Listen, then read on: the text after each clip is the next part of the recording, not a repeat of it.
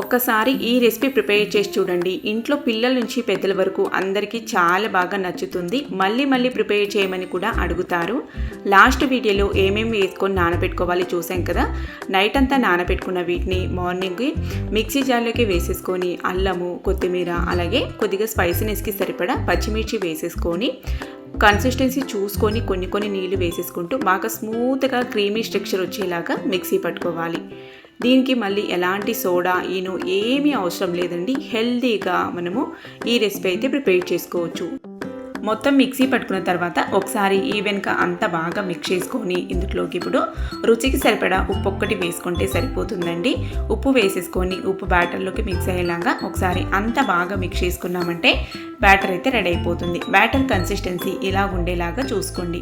పొయ్యి మీద పెనం పెట్టి పెనం హీట్ ఎక్కిన తర్వాత ఒక గరిటె పిండి వేసుకొని మనకి ఎంత పల్చగా కావాలనో అంత పల్చగా స్ప్రెడ్ చేసుకోవచ్చు. పెనంకి అంటుకుంటామనే టెన్షన్ లేకుండా హాయిగా మనకి ఎంత పల్చగా కావాలనో అంత పల్చగా వేసుకోవచ్చు. క్రిస్పీగా టేస్ట్ అయితే భలే ఉంటాయి. నచ్చితే నెయ్యి లేదంటే ఆయిల్ వేసేసుకొని పెనాన్ని అడ్జస్ట్ చేసుకుంటూ మంచి కలర్ వచ్చేంత వరకు కాల్చుకున్నారంటే చూసారు కదా ఎంత పల్చగా మనకి మంచి కలర్తో ఎలాగొచ్చాయో దోశలు. ఇలా ప్రిపేర్ చేసుకొని నచ్చిన చట్నీతో సర్వ్ చేసుకోవచ్చు. మరి మీరు కూడా తప్పకుండా ప్రిపేర్ చేసి మీకు ఎలా అనిపించిందో మీ ఒపీనియన్ నాతో షేర్ చేసుకోండి. ఫుల్ డీటెయిల్గా వీడియో కావాలి అనుకుంటే వీడియో పైన యారో మార్క్ ఉంటుంది, క్లిక్ చేసి చూడండి. నెక్స్ట్ మళ్ళొక హెల్తీ రెసిపీతో అయితే కలుద్దాం. బాయ్.